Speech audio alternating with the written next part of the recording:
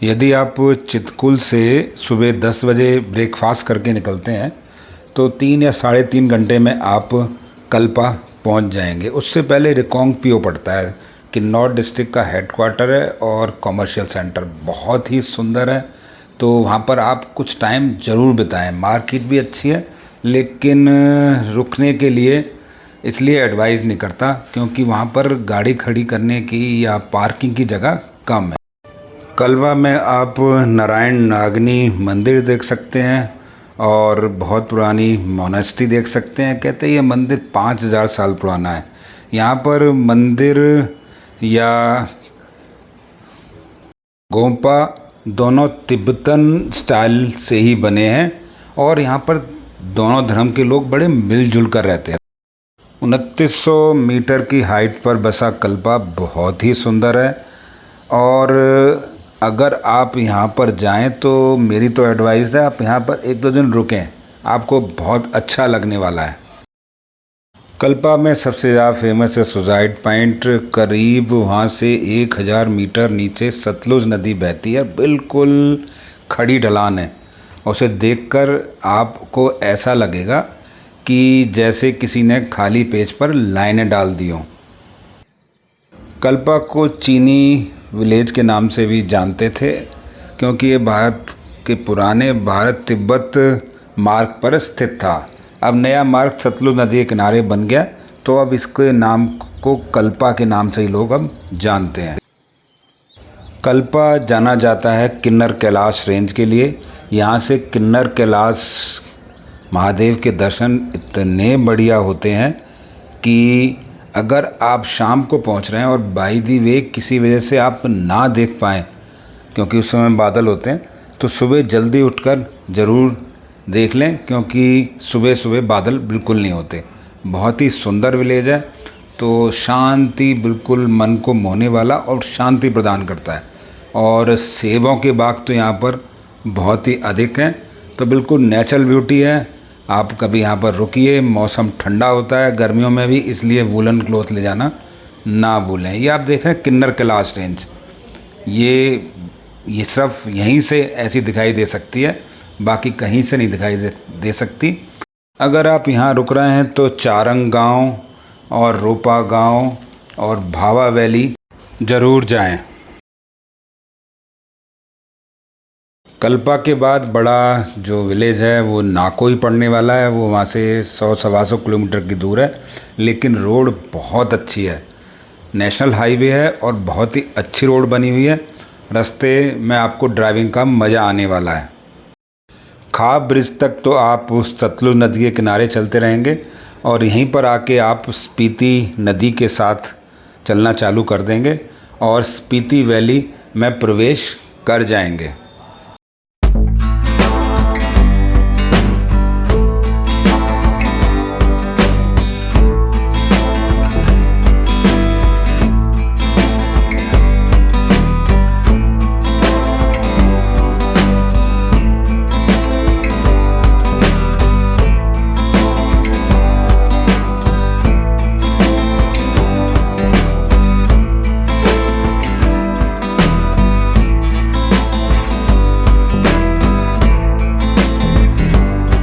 कल्पा के बाद आपको ग्रीनरी बहुत कम ही दिखाई देगी, केवल ना के बराबर।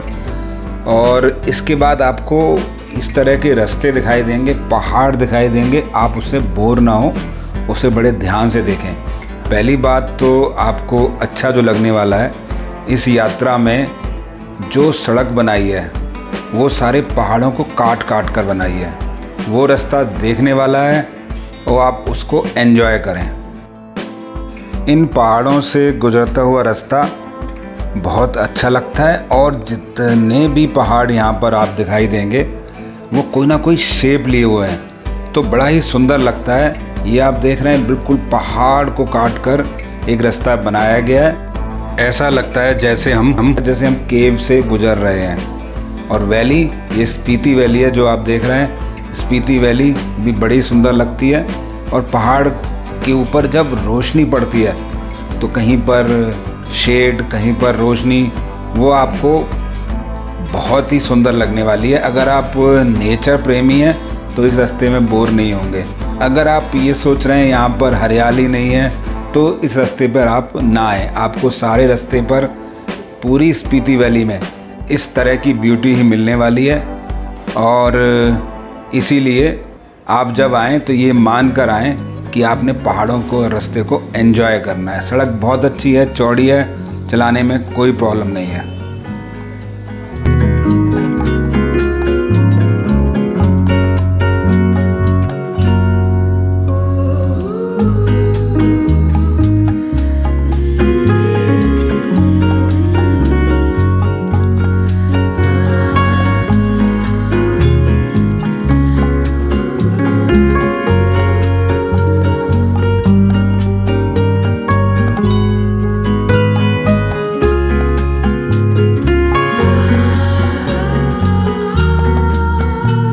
कल्पा से चलने के बाद आप 3 घंटे में नाको पहुंच जाएंगे। रास्ते में कुछ दुकानें वगैरह नहीं है, इसलिए जब भी आप कल्पा से चलें या रिकोंग पिओ से चलें तो नाश्ता डट कर लें और साथ में आप फ्रूट वगैरह परचेज़ कर लें रिकोंग पिओ से, क्योंकि आपको नाको तक कुछ मिलने वाला नहीं है और फल तो बिल्कुल मिलने वाले नहीं हैं। इसीलिए जो परचेजिंग करनी है आप रिकोंग पिओ से कर लें। नाको एक छोटा सा गांव कह सकते हैं, छोटा भी नहीं है, ठीक ठाक है। तो वहाँ पर आप जैसे ही पहुँचेंगे सबसे पहले एंट्री होते ही आपको बहुत पुरानी मोनेस्ट्री मिलनी है जो कि मड से बनी है। वहीं पर पार्किंग है, गाड़ी आप वहीं पर खड़ी कर देंगे। और इसके बाद नाको लेक आप जाने वाले हैं। नाको लेक गांव के अंदर ही है और अब वहाँ पर आप पैदल ही जाने वाले हैं। थोड़े ही समय में आप नाको पहुँच जाएंगे और नाको को स्पीति का प्रवेश द्वार कहते हैं। ये नाको की बहुत पुरानी मोनेस्ट्री है, मड से बनी हुई है। बहुत ज़्यादा मेंटेन नहीं है क्योंकि फंड यहाँ पर कम है। और यहीं से आप नाको लेक जाओगे। नाको भी काफ़ी बड़ा गांव है, रहने की पर्याप्त सुविधा है, लोग खेती करते हैं। यहाँ पर ज़्यादातर खेती मटर की होती है, इसलिए जब भी आप यहाँ पर खाएं मटर की सब्ज़ी ज़रूर खाएं। बहुत टेस्टी मटर होती है यहाँ पर। नाको विलेज में से आप गुजरेंगे, छोटी छोटी गलियाँ हैं, उनमें से गुजरते हुए आप ये सोच सकते हैं कि यहाँ पर लाइफ कितनी टफ़ होती होगी, और सर्दियों में तो खासकर। और इस गांव की आपने असली ब्यूटी देखनी है तो आप एक बार स्नोफॉल के बाद आएँ।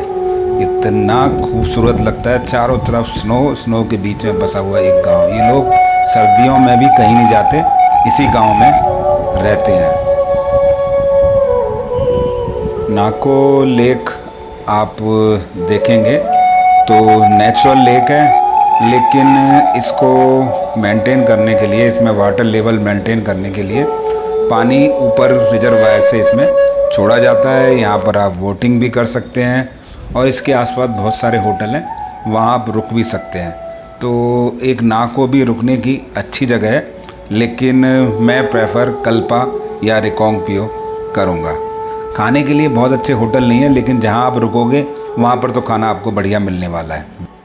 बाज़ार में होटल बहुत अच्छे नहीं है, इसलिए जहाँ रुकें वहीं पर खाना खा लें, वो बेस्ट है।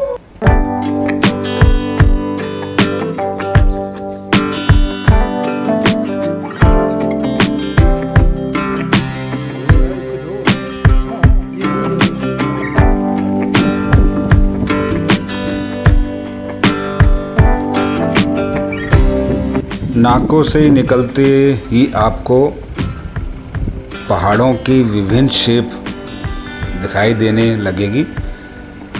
बहुत ही सुंदर लगते हैं जो आप ये देख रहे हैं। पहाड़ कोई ना कोई शेप लिया हुआ है, कोई पीला पहाड़ है, कोई ब्लैक पहाड़ है, मतलब पहाड़ ही आपको बहुत सुंदर लगने वाले हैं। अगर आपको इन पहाड़ों और इन रास्तों से दोस्ती है तो स्पीति जाना ना भूलें। और अब हम जा रहे हैं गेओ मम्मी देखने के लिए, जो कि काफ़ी पुरानी है, करीब 600 साल पुरानी मम्मी है। उसे देखने के लिए हम निकल पड़े और इस सुंदर रास्ते से।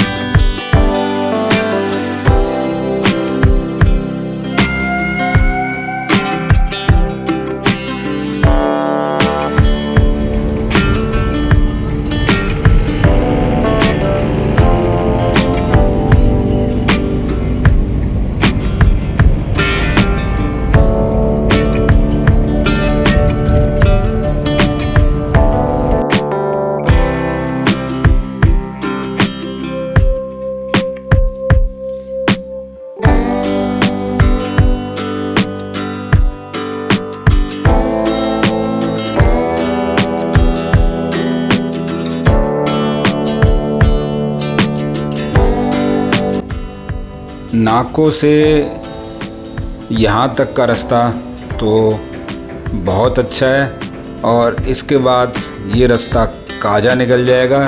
तो काजा तक ये रूट सिंगल ही चलने वाला है। अच्छी रोड यहाँ पर समाप्त हो जाती है, उसकी डायरेक्शन चेंज हो जाती है।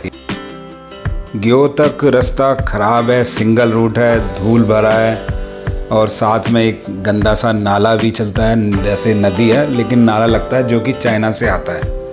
तो ये जो रास्ता देख रहे हैं ये बहुत अच्छा नहीं है। अगर यहाँ बरसात हो जाए, वैसे तो यहाँ पर बरसात बहुत कम होती है, बरसात में ये रास्ता बहुत ही ख़राब हो जाता है, हो सकता है बंद भी हो जाए। तो यहाँ पर आप समय से ही पहुँचें, जहाँ लेट ना हो।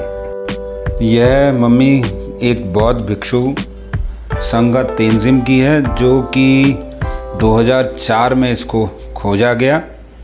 और विशेष बात इसकी ये है कि ये नेचुरली प्रिजर्व है, जैसी थी ऐसी ही है और इसके दांत बिल्कुल इंटैक्ट हैं। थकान के बाद थोड़ी मस्ती तो बनती है। अपनी प्रेम कहानियाँ बाल माँ की, हर जाल माँ की, होए होए तीन निशानियाँ।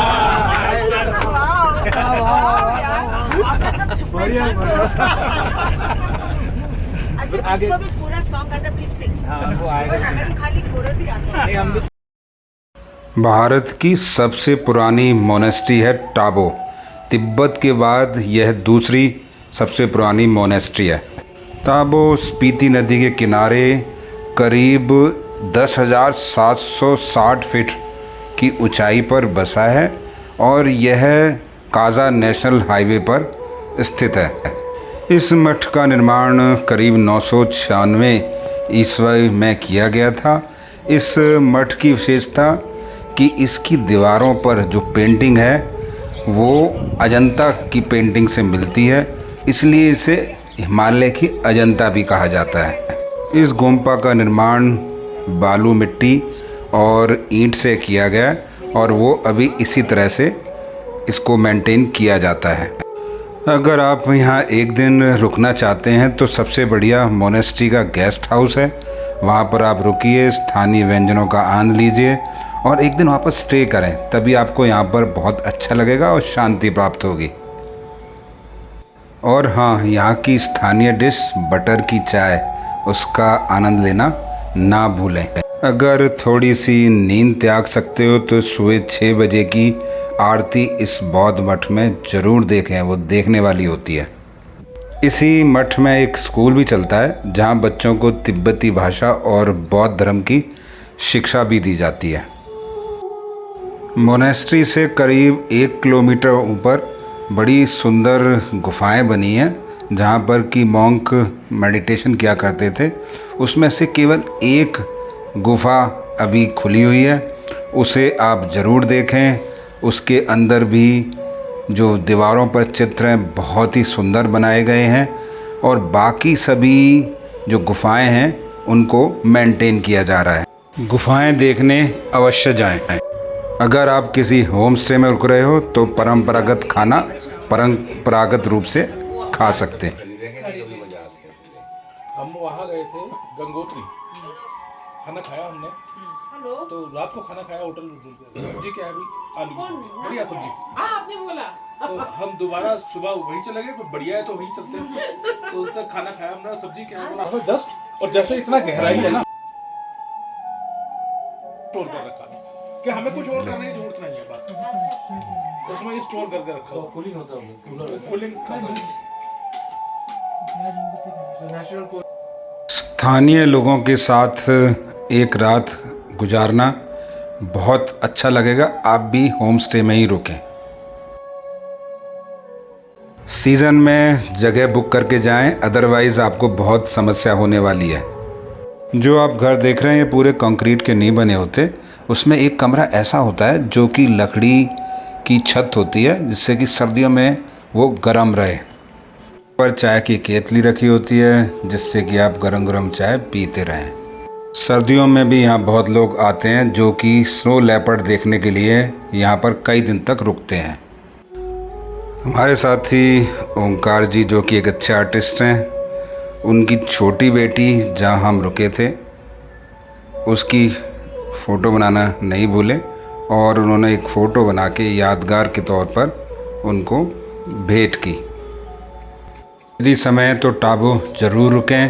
अगले वीडियो में पाइन वैली और काजा और उसके आसपास